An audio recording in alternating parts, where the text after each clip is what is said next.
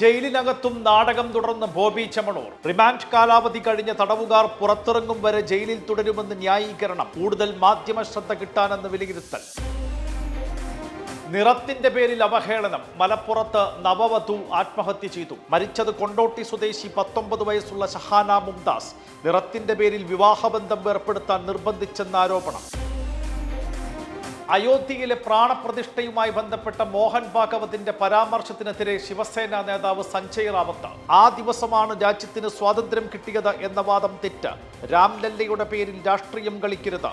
RSS മേധാവി രാജ്യത്തിന്റെ ഭരണഘടനാ ശില്പിയല്ലെന്നും സഞ്ജയ് റാവത്ത്.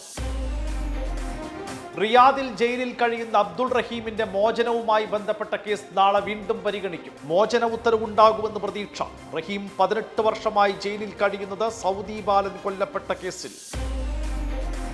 2025 കൂടുതൽ പേർ വാങ്ങാൻ ആഗ്രഹിക്കുന്നത് വൈദ്യുത വാഹനമെന്ന് ടാറ്റയുടെ റിപ്പോർട്ട്. ടാറ്റ കൺസൾട്ടൻസിയുടെ പഠനത്തിൽ 64% പേർക്കും താൽപ്പര്യം ഇലക്ട്രിക് വെഹിക്കിൾ. സർവേ നടത്തിയത് വടക്കേ അമേരിക്ക, ഏഷ്യ പസഫിക് മേഖല, ഇംഗ്ലണ്ട്, യൂറോപ്പ് എന്നിവിടങ്ങളിൽ.